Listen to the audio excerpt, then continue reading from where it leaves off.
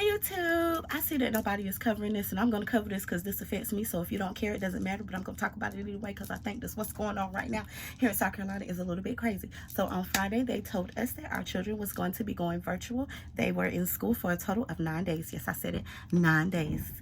2 Tuesdays. 2 Tuesdays. They went to school for 2 Tuesdays. And on Friday at 2:40, the school district decided that they needed to go virtual because they did have some people test positive for COVID, teachers, children, and I think it was 147, and an additional 652 people who needed to be quarantined because they were exposed. And now we have some upset parents. I am not necessarily one of those upset parents, but those upset parents have rights, and I'm going to talk about it because I support them and what they want to do. What I decide to do with my child, that doesn't really matter, but it's everybody right. And in the state of South Carolina, somebody pointed this out, there are groups that have started on Facebook, and guess who in the groups? I'm in the groups because this affects me. And now, first of all, I just want to say that I never realized so many people had such strong opinions.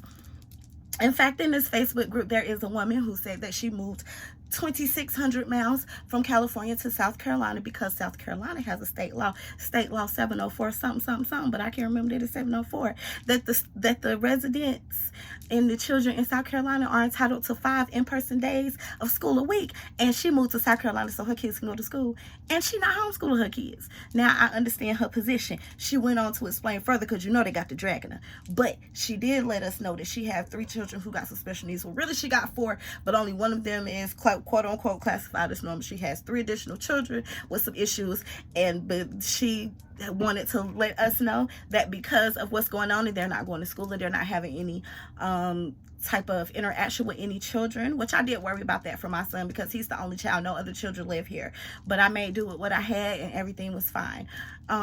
She says that her children have been digressing as far as mentally. One of her children has anxiety to the point where they've bitten their nails off, and so now it just bleeds. It's just skin there. Another one of her children has started to eat the wooden bed frame, and that child is autistic. And then she has a daughter who, who has so much pent-up energy, and she's always bored, so she sits there, she twirls her hair, and she licks her lips, and she licks her tongue all around her mouth to the point where she has a blister around her whole mouth.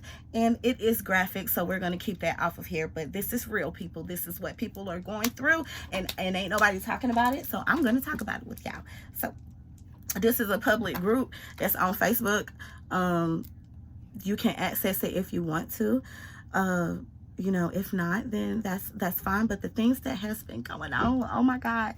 So someone asked the question, and the question was asked 1 day ago. So far it has 37 answers. We're going to go through this because this is a very interesting conversation that we need to be having. I hope, let me see a transcript, watch this, because like, girl, I need you to help me understand what they doing, because just ain't it. What they doing is just, I feel so bad. And I looked it up. Somebody pointed it out before I get started. Apparently, South Carolina is ranked number 42 and like the worst schools in the nation. South Carolina is ranked 42. So, like, I didn't even know that. And I went to school here. Like, I live here. Like, okay. She asked, just curious, how many of you guys have children with IEPs? If you do, did you do virtual last year? If you did do virtual last year, did your child gain anything that was said in the IEP plan? And like I said, I just kind of stumbled upon this. And I'm the type of person who read all the comments, who read all the posts. I was up till 3 o'clock in the morning scrolling. So let's get to some of the answers. So someone said, mine was on IEP, didn't benefit from it at all. The second person said, no, they fell behind. The third person said, my son has an IEP. He did not do well. He has autism, in quotation marks. It was a struggle every day just to get him to sign on. He does better at school with his amazing teacher who actually took time to call me this evening and discuss. And I just want to say, that's wonderful. I'm glad that somebody did reach out, because ain't nobody called me. Now, I don't have no child with no IEP, but I get, anyway, let me continue on. Let me see. That's the third person. The fourth person said, my daughter didn't learn anything from virtual school. She has an IEP. This will set her back further, and she was just making progress in reading. For kids like ours, every day in the classroom is important, and every day out is a step backwards. And that is true. And like I said, I'm here to voice everybody's opinion. I don't have a foot in this race because I don't have a child with an IEP. But what I am hearing in this is terrible. And apparently, because we're the 42nd worst schools out of the all 50 states, I can see why we are ranked 42 on the dummies. Like, really? So I'm glad that at least this lady had a teacher who reached out to her, because I will say this, last year they sent a few emails and that was it. Log in here, do this, need to do that, do this. Nobody called and checked on Mello to see if Mello was okay. I had to hit them up like, have y'all been getting my cam scans? I've been sending in his stuff, and nobody called me. So I feel so bad for these people because they really need help.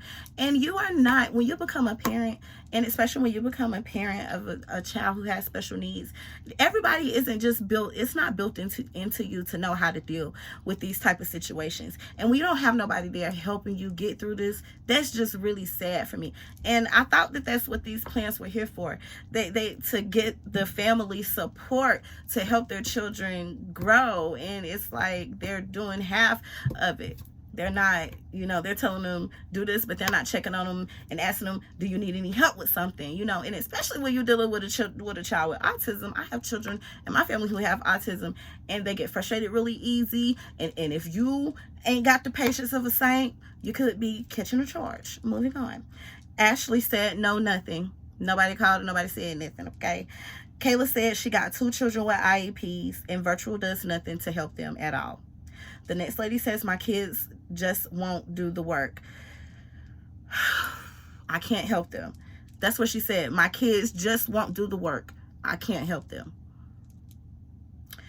The next person said that their child fell behind. The next person said, my child has an IEP.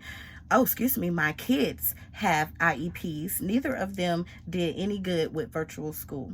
I feel so bad for these parents. And like, isn't the purpose of having an IEP is to get you connected with some people who's going to be there and be supportive for you. And when you're supportive of somebody, you normally talk to those persons like on the regular basis. So I'm just, maybe I don't have quite the understanding of what an IEP truly is. But in my head, I would, like, these people need, I thought that IEPs were supportive services, right? No? Maybe? Help me, somebody. The next person said, my daughter does, and she did poorly. On days that she was left home alone unsupervised, she couldn't stay focused on her schoolwork and wandered off. One of the things she was forgetting was the times of the class. She was never focused. Now, this is the thing, right? She did say that she had to leave her child alone unsupervised. I feel like if your child is on the IEP, maybe they should never be at home unsupervised. But that is what this government created for the residents of this state when they took unemployment away from people who lost their job from no fault of their own. And they had to decide if they were going to buy food or pay for their rent, okay, or car payments. And they cut all their benefits off. Oh, they gave them extra EBT benefits, but then they didn't, they cut their unemployment off. So they got a bunch of food in their house, but they ain't got no house. Thank God for the eviction moratorium. They out here giving people extra food, but won't get nobody no money to pay their light bill. Now y'all got these kids at home doing virtual learning. The people who has been cut off from unemployment haven't got checks in weeks. Okay, so how they even paid the electricity bill? Or maybe they paid the electricity bill, but they had to let their internet and that cable go. So how they supposed to do their schoolwork? But y'all didn't think about that. All right, next case. The next person said, my son had a 504 and no. And that's why I need help, because it's 504 like good. And I don't want to be rude to these people, but I just really want to know, like, is a 504 good on the IEP? I don't have any other information. That's it. The next person, oh, wait, hold on, wait. She's got nothing. She has ADHD and dyslexia, and she suffered from seizures from using the Chromebook. How the fuck fuck is this lady supposed to get her child to do the schoolwork? Is because if she look at the damn screen on the Chromebook, honey, she gonna have a seizure. Y'all, oh God, oh my God. And that's what I'm saying. Because I have a child who don't have any of those problems, I cannot relate to none of this. This shit sound crazy as hell to me. Like, this sound real crazy to me right now. So how the baby supposed to do the work if the computer is triggering the baby to have seizures? Now, if I was her, I would be protesting for real, because y'all gonna have to print some stuff off of me or something. Okay. The next lady said, my son has an IEP. We got nothing there virtual. Oh my God. The next person said, mine has an IEP and did well academically, but suffered emotionally. And let's talk about that. My child did suffer emotionally from not being around children. I have a big family, but it was quarantine, so we wasn't really dealing with them. We were video chatting. He was used to his cousins being over here and all of that. So when everybody stopped visiting everybody, it was really hard for him. He wanted to go play. He wanted to go to the park. And like, they were so petty here in South Carolina that they put the caution tape around like everything on the playgrounds, and it was just really sad. So I do relate in that sense that my child did suffer emotionally from, you know, not going to school and not being around other children because he don't have no siblings. You know, so I played basketball and I tried to get him to garden, but he wasn't going for it. Okay, so she said hers has an IEP and he did good academically, but he suffered emotionally. He resorted to behavior that we hadn't seen in years. Oh, here she goes. She said that they were in California and didn't go to school the entire year. His social skills are now extremely lacking, and he has really bad social anxiety even when they go into the store now. Being back to school is helping him so much. Did y'all hear what she said? Let me read that again, because I kind of processed that. She said his social skills are now extremely lacking, and he has really bad social anxiety even when they go to the store. Damn. I want to give you a virtual hug, ma'am. I don't know you, but like, I feel for you. The next person said, my son does. He gained absolutely nothing while in virtual. He went from an AB student to failing every class. Oh my gosh. I feel really bad for her. The next person said nothing at all. The next person said, my son didn't learn anything from being on virtual. He had to go to summer school, and now this is some BS. They had summer school? Did they do that? Where did they have it? Was it virtual? All right, the next person said, no, my son had one, and her 4K son will have one as he is still learning his speech. So no, I am completely against them going virtual. I had my 4-year-old in daycare, then he got accepted into 4K, and now this. I'm not sure how he will ever get caught up. And that is another thing. What about the people who got to work tomorrow? Because I'm laying in bed, I'm like, damn, baby, I got to work on Thursday. Like, what we going to do with him? Because he worked. And he looking at me like, bitch, what are you even going to do with him? Like, you got to figure that out. And I'm like, damn, I got to figure. Like, some people got to go to work tomorrow. They're not going to let them be out for the whole week because your child has to go to virtual school. So do you leave the kid at home unsupervised like the lady did because she had to go work, and then her daughter failed? Do you leave the children at home? And like I said, does that even mean that that's like child abuse? If you leave the child at home unwatched by themselves and they have an IEP? I don't know. Okay, so this is somebody, and I'm going to say her name because she is running for office. Now, she says her name is Amy Williams, and she's running for the Pickensville seat that's on the ballot for November 2nd. They got elections coming up? Lord, I don't know that. Okay, she said, okay, she's just saying don't like, ooh, that's too long. Don't drag the teachers, basically. Okay.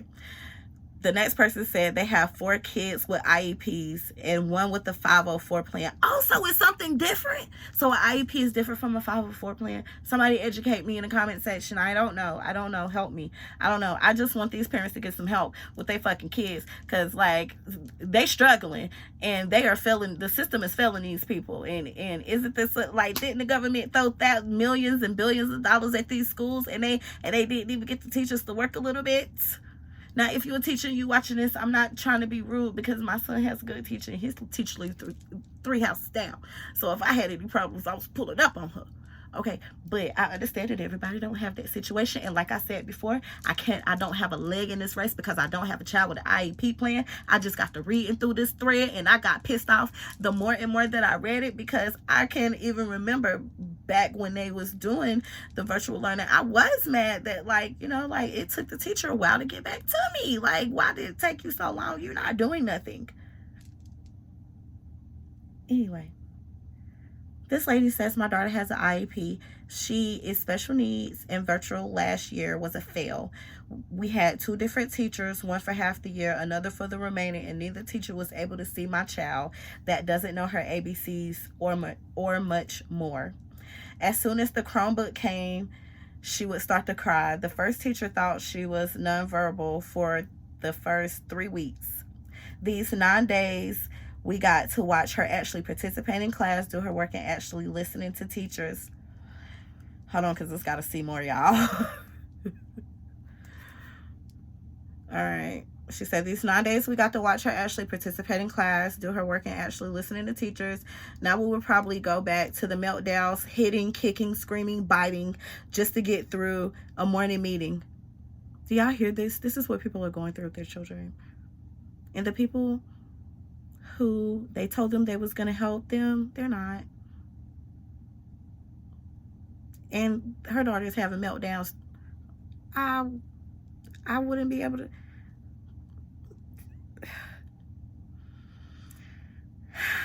Now we go back to hitting, kicking, biting, meltdowns just to get through a morning meeting. I really refuse to do much with it. I'm not getting aggressive behavior just to please them when they are going to pass her, whether she does the work or not. Is that true? Do they pass children who are on IEPs, whether they do the work or not? Is that true? I just want to know, because I think that that is a failure too. It's not okay to say, let's just act like you got it. No, because, you know, if somebody is putting together your car, right, you want to make sure that those people are trained properly. I remember when I worked in quality control and I worked at a automotive plant, I took my job very seriously. I'll stop your whole line if I found one part that was messed up. Your whole line about to go home if I'm over there, because we checking everything. And they did not check up on all these parents, and that is sad. Oh my God. The next person says, my son has an IEP. He was virtual last year for the first semester. He didn't learn anything. And then when he went back for face-to-face learning, he was really behind. So that is very unfortunate. And that's why we're talking about this. I don't hear anybody talking about this. Now, I don't all the way understand what an IEP plan or a 504 plan is, but I do know that it is put in place to help the child, and whatever issues that they have, they usually, get you hooked up with services and stuff like that, and people who can help you get through and help you understand and teach you how to be able to deal with those situations. So they're just failing these parents. Oh my God. Okay, the next person said, my 3rd grade grandson is special needs with the IEP, and he should be in school. My 7th grade grandson failed last year because of virtual learning and internet issues. And I just said that. What about these parents who can't afford internet right now? They barely can afford to keep their lights on. So they had internet issues. I can see many students' grades and eyesight declining again this year with virtual learning. And I'm going to say that my son did tell me the other day that it was a little bit more blurry. Like, Mommy, that's blurry. Like, that's what he said. He was like, Mommy, don't look over there. It's blurry. So he has an eye doctor's appointment. So I do understand what they're saying about that. And when I read up on it, of course, yes, when the kids are looking at these screens and they're straining their eyes and stuff, it does mess with their eyes. So Pandemic issues. Moving on. The next person said, my son has an IEP and is now repeating the first grade.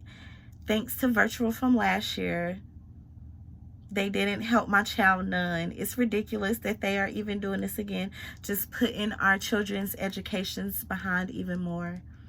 And that is so sad. The next person says that my children have IEPs. My high schooler got zilch, and I had to fight for him after the school year, and no matter what I wanted, PHS forced their original decision on me. Not a fan of PHS.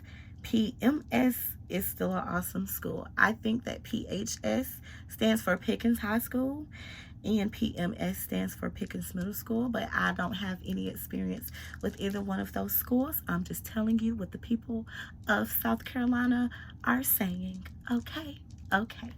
Moving on to the next person. The next person said, I had to hire a tutor for mine because they didn't explain stuff enough. And even the tutor had problems at times understanding what to do. I can't relate to that. I didn't hire no tutor, but I can relate. The next person just said, my daughter. The next one just said, one of mine has a 504 plan. Again, I don't know what that means, but it has to tie into this some way. And the child has some sort of need that is not being met, that it has been determined that they need some help with. So they need to be helping these parents, especially right now during this pandemic. The next person says, my youngest had an IEP, and not one time did anyone from the school reach out to see how she was doing. She is supposed to get modified class time with extra help, and yet she was getting the same amount of time as other kids. We would be up until 10:30 p.m. or later trying to finish schoolwork. Now, that's a fucking shame. And I'm just going to let you guys know, I don't know how long this video is going to be. We're going to read every single last one of these 37 answers because I need somebody to help me answer these for these 37 parents, because I'm sure if it's this many people just in one day, there are a lot of parents who are out here suffering in silence. I have, like I said, I didn't get I had to reach out. Nobody reached out to me, but I will reach out to you. I don't have no problem reaching out to you. So that wasn't an issue for me. But these people have multiple kids with multiple different issues, and their parents are not equipped for this. And the people who were put there, who were put in place to help these people, failed them and their children. The next person says, my child has an IEP and none of the teachers follow any of his plan last year. I don't even know what to say to that, because hey, why would you put a plan together and then not follow the plan? What? The next person said, nope, nothing but more setbacks. This is just terrible. The next person said, my daughter has one and she gained absolutely nothing last year. She is now at least 2 grade levels behind, and it seems she will never fully catch up to her classmate. I hate it so much for her. And now this is the first time that I've seen somebody respond to a comment. So we're going to read this response. Wait, are we?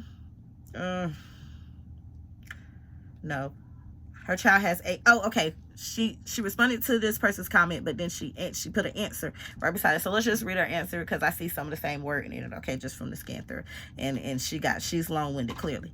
Okay, so she said 4 of her children are on IEPs. When we first went into quarantine, those last couple of months of virtual learning just about ripped my children to pieces. When they started last school year and did the 2 weeks virtual, 2 weeks at school, then went back to school full time, it was definitely easier. Now we started out this school year in person, and then we've been slammed and very quickly back into virtual learning, and it's going to hurt them really bad. My kids with IEPs rely on the one-on-one with their extra teacher in the face-to-face learning, so when they have questions, they can actually get help.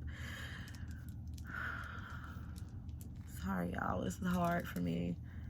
Okay, I'm sorry. Because they definitely felt her.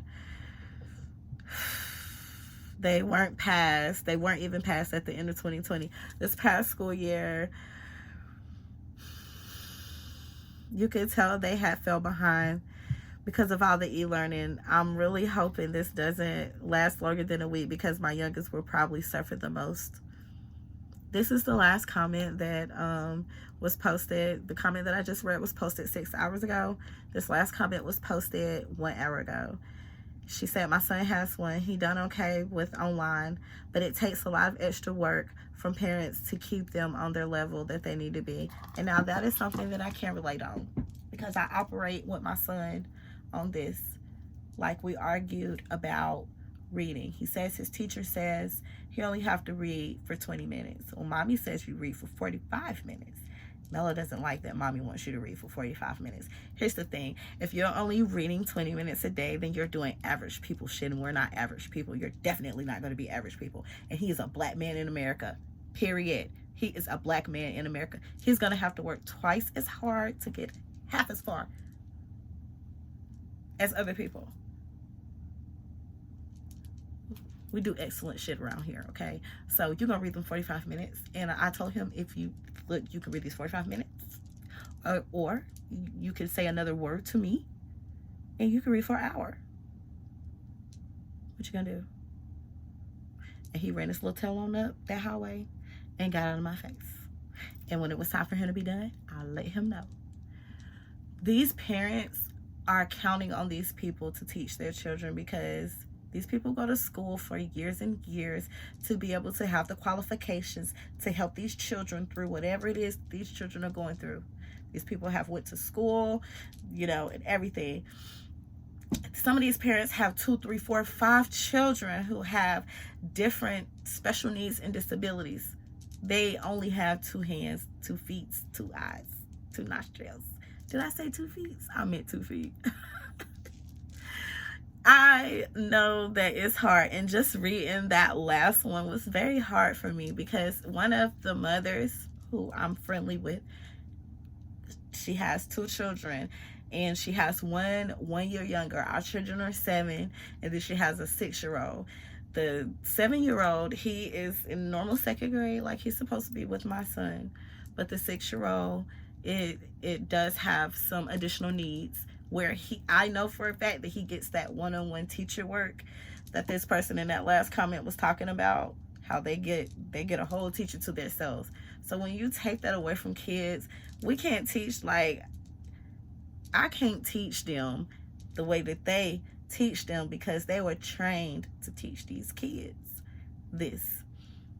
And nobody got any help. This is 37 people, only 37 people. And understand, YouTube, that these are 37 people from the same county in the same state who were willing to put their business out there like that and admit, you know, a lot of people are not going to talk about their child who has special needs, and definitely nobody's going to admit that that child failed. Nobody ever wants to do that. So the fact that they have the courage to speak about this publicly, think about how many parents there are out there who are so embarrassed and they're never going to say anything, but they're going through this exact thing right now. These parents' voices need to be heard. I don't understand why people are talking about this. And for the life of me, when the lady said that her child had a whole IEP plan and none of the teachers followed it last year, like, what the point? What's the point of the plan if you're not going to stick to it? You wrote the plan down and then you deviated from, like, you took time to do this. The state of South Carolina is failing these children. They're failing these parents who are putting trust in these people who told them, gave them a pat on the back. It's going to be okay. We're going to get you hooked up with this person and that person, and they're going to be able to help you. And you know, and it's going to be fine. We're going to help you get through this. And then they just left them for dead. They did. And a lot of students that it passed, I know people whose children are still in 1st grade who should be in 2nd grade with Melo. And the first thing I said was, how the fuck do you fail 1st grade? But some people did. And so if it's people out here failing 1st grade, I know it's people out here failing all sorts of grades. I hope somebody can help me. Help me down here in the comment section. We need to get these parents some help. We definitely need to get these parents some help. because we're not supposed to be holding our children back. I do understand that we're going through a pandemic, but the teachers are still teachers. Their certifications did not fucking expire because the pandemic happened. So why were they not able to get that same type of attention that they were when they were in person? So for situations like this, now I understand why there are going to be people at the school district of Pickens County in South Carolina tomorrow protesting. Now, I'm not a protester. I don't do that. Okay? I don't do that. I got to make it home.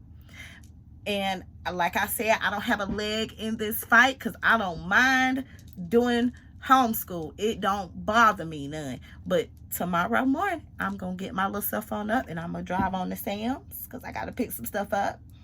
And on my way back from Sam's, I'm going to slide on through and see if I can get some footage of these parents who are protesting for the students to go full face-to-face back to school.